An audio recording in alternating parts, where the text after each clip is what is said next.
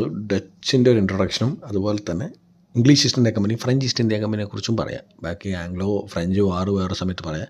അത് കഴിഞ്ഞിട്ട് എന്തുകൊണ്ട് ഇവരെയൊക്കെ തോൽപ്പിക്കാൻ ഇംഗ്ലീഷുകാർക്ക് കഴിഞ്ഞു എന്നതും നമ്മൾ വേറെ ക്ലാസ്സിൽ പറയാം. അപ്പോൾ ഇന്ന് ഡച്ചിൻ്റെ മെയിൻ എയിം എന്ന് പറയുന്നത് ഇത്രമാത്രം ഡച്ചിനെക്കുറിച്ച് മനസ്സിലാക്കിയാൽ മതി. ഇംഗ്ലീഷുകാരും ഡച്ചുമായിട്ടൊരു പ്രശ്നം എപ്പോഴും ഉണ്ടായിരുന്നു. കാരണം അവർക്ക് പേടിയായിരുന്നു ഇത് എന്ത് ഉദ്ദേശത്തിലാണ് ഡച്ച് മുമ്പോട്ട് വരുന്നത്. ഡച്ച് എന്ന് പറഞ്ഞാൽ ഹോളണ്ടാണ്, നെതർലൻഡ്സ് എന്ന് പറയുന്നത്. അപ്പോൾ ഡച്ചുകാർക്ക് മെയിൻലി ട്രേഡ് മാത്രമായിരുന്നു താല്പര്യം, അല്ലാണ്ട് അവർക്കൊരു എംപയർ ബിൽഡ് ചെയ്യാനും താല്പര്യം ഉണ്ടായിരുന്നില്ല. അതായത് the Dutch were not much interested in empire building in India. Their concerns for trade. In any case their main commercial interest lay in spice islands of Indonesia from where they earned a huge profit through business. അവർക്ക് ഇന്തോനേഷ്യയിൽ ഒരു profit ഉണ്ടായിരുന്നു അവിടെ ട്രേഡിൽ, spices trade ചെയ്യുന്നില്ല. അപ്പോൾ അവർക്ക് India എന്ന് പറയുന്നത് ഒരു കമേഴ്ഷ്യൽ ആസ്പെക്റ്റ് മാത്രമായിരുന്നു. ഒരു അഡ്മിനിസ്ട്രേറ്റീവ് വിങ് ആയിട്ട് അവർക്ക് ഇന്ത്യനെ കണ്ടിട്ടേ ഇല്ല. അവർക്ക് അങ്ങനെ ഒരു അഡ്മിനിസ്ട്രേറ്റീവ് അംബീഷൻ ഉണ്ടായിരുന്നില്ല ഇന്ത്യ റൂൾ ചെയ്യണമെന്നൊന്നും. മാത്രമല്ല ഈ പറഞ്ഞൊരു ഇമ്പോർട്ടൻ്റ് ആയിട്ടുള്ള കാര്യം എന്ന് പറയുന്നത് ഒരു വാറാണ്. എന്ത്? The retaliation by English resulted in the defeat of Dutch in the battle of Hooghly. Battle of Bedara, battle of Hooghly എന്നൊക്കെ പറയുന്നത് ഈ ഒറ്റ സാധനമാണ്. ബാറ്റിൽ ഓഫ് ഹൂഗ്ലി എന്നല്ല ബിദേര എന്ന് വിളിക്കുന്നത്. 1759 ഡച്ചിൻ്റെ അംബീഷൻസ് തകർത്തു എന്നാണ് പറയുന്നത്. അപ്പോൾ ആരുമായിട്ടാണ്? ഇംഗ്ലീഷും ഡച്ചുമായിട്ട് യുദ്ധം ചെയ്തു. ബാറ്റിൽ ഓഫ് ബിദേര 1759. ബാറ്റിൽ ഓഫ് ബിദേര അല്ലെങ്കിൽ ബാറ്റിൽ ഓഫ് ഹൂഗ്ലി എന്നൊക്കെ പറയുന്നത് എനിക്ക് തോന്നുന്നു ബാറ്റിൽ ഓഫ് ചിൻസുരാന്നോ ഇതിനെ പറയാറുണ്ട്. അപ്പോൾ 3 പേരുണ്ട് ഇതിന്. അപ്പോൾ ഈ 3ഉം ഒന്ന് തന്നെയാണ്. അതിൽ ഡച്ചുകാർ തോറ്റു. അതുകൊണ്ട് തന്നെ ഇന്ത്യയിലുള്ള ആംബിഷൻസ് ഡച്ചുകാർക്ക് എന്ത് പറ്റി? തീർന്നു. പരിപാടി കഴിഞ്ഞ് ഡച്ചുകാരുടെ. പിന്നെ ഇംഗ്ലീഷ് ഈസ്റ്റ് ഇന്ത്യ കമ്പനിൻ്റെ ഫോർമേഷനാണ്. അപ്പം on December 31, 1600 Queen Elizabeth I issued a charter with the rights of exclusive trading to the company, named Governor and Company of Merchants of London trading to India to the East Indies എന്ന് പറഞ്ഞ് ഒരു 15 വർഷത്തെ permission കൊടുത്തുകൊണ്ട് എന്താണ് east India company form ചെയ്യാൻ ആര് order കൊടുത്തു? Queen Elizabeth I on December 31, 1600.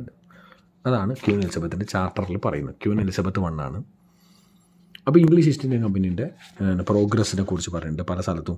ഇപ്പോൾ ഇതിൽ ബോംബെ എങ്ങനെ കിട്ടി എന്നുള്ളത് പറഞ്ഞു. Bombay had been gifted to King Charles II by the king of Portugal as a dowry when Charles married the Portuguese princess Catherine in 1662. Bombay എങ്ങനെയാണ് ഗിഫ്റ്റ് ചെയ്തിരുന്നത്? അപ്പോൾ പോർച്ചുഗലിൻ്റെ കിങ് ഡൗറി ആയിട്ട് കൊടുത്തതാണ് ചാൾസ് എന്ന് പറഞ്ഞ ഇംഗ്ലണ്ടിൻ്റെ രാജാവിനെ. എങ്ങനെ? അതായത് പോർച്ചുഗീസ് കൊടുത്തു, സ്ത്രീധനായിട്ട് ഇത് എടുത്തോളാൻ പറഞ്ഞു. ഇതൊക്കെ എന്താണ് അഡ്വാൻറ്റേജസ് ഉണ്ടാക്കി. പിന്നെ ബംഗാളിൽ എന്താ പറയുക, അവിടുത്തെ ബംഗാൾ കോൺഗ്രസ് നമ്മൾ വളരെ ഡീറ്റെയിലായി നോക്കും. ബംഗാളിലൊക്കെ ഈ പറഞ്ഞ മാറി വരുന്ന മുഗൾ എംപയേഴ്സിൻ്റെ സോപ്പിട്ട് എങ്ങനെയാണ് ഓരോ കൺസെഷൻ വാങ്ങിയെടുക്കും ട്രേഡിന്. ഫസ്റ്റ് അവർ കൊമേഴ്ഷ്യൽ കാര്യങ്ങളാണ് സംസാരിച്ചത്. അവർക്ക് ഒരിക്കലും ഒരു അഡ്മിനിസ്ട്രേറ്റീവ് ആയിട്ടുള്ള കാര്യങ്ങളിലേക്ക് അവർ പോയിട്ടില്ല.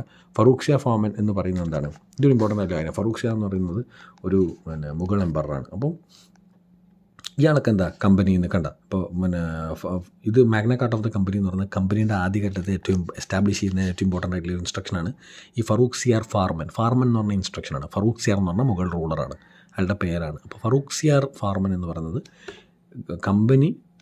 കമ്പനിക്ക് ട്രേഡ് കൺസെഷൻ കൊടുത്തുകൊണ്ടിരിക്കുന്ന ഒരു ഇൻസ്ട്രക്ഷനാണ്. കണ്ടോ? പിൻ Bengal the companies imports and exports for excepted from additional customs duties excepting the annual payment of 3000 rupees as stated earlier.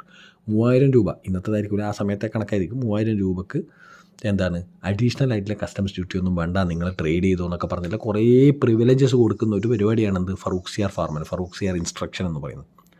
1717 which formed the Magna Carta of the company. അപ്പം ഇതാണ് ഇവർക്ക് ഏർലി ഒരു advantage കിട്ടിയത്. ഒന്ന് വെച്ചാൽ പോർച്ചുഗീസിൻ്റെ അടുക്കുന്ന കിട്ടുന്ന സ്ത്രീധനം ബോംബെ, അതുപോലെ തന്നെ മറ്റ് പല ട്രേഡ് കൺസെഷൻ മാറി വരുന്ന മുഗൾ റൂളേഴ്സ് കൊടുക്കുന്ന ട്രേഡ് കൺസെഷൻസ്. അപ്പോൾ 1600 ഈസ്റ്റ് ഇന്ത്യ കമ്പനി എസ്റ്റാബ്ലിഷ് ചെയ്തതിന് ശേഷം 1717 വരെ അവർ ഗ്രാജ്വലിയാണ് അങ്ങനത്തെ കാര്യങ്ങൾ വളരെ പതുക്കെയാണ് ആ പ്രോഗ്രസ് ഉണ്ടാക്കുന്നത്.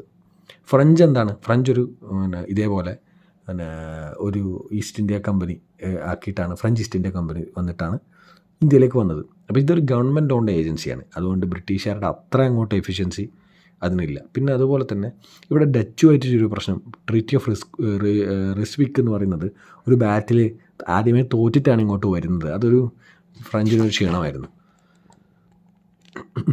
അപ്പോൾ ഇതിൽ അടുത്ത ക്ലാസ്സിൽ നമ്മൾ ഡീൽ ചെയ്യാൻ പോകുന്നതാണ് ആംഗ്ലോ ഫ്രഞ്ച് സുപ്രമസി, അതായത് Anglo French rivalry for supremacy. അധികാരത്തിന് വേണ്ടിയിട്ടുള്ള 2 ഫോർമിഡബിൾ ഫോഴ്സസ് തമ്മിൽ യുദ്ധം ചെയ്യുന്നതാണ് ഇനി അടുത്ത സെഷനിൽ നമ്മൾ നോക്കാൻ പോകുന്നത്. ഓരോ കഷ്ണമായിട്ടാണ് നമ്മൾ നോക്കുന്നത്. അടുത്ത സെഷൻ നമുക്ക് കാണാം. Bye, take care.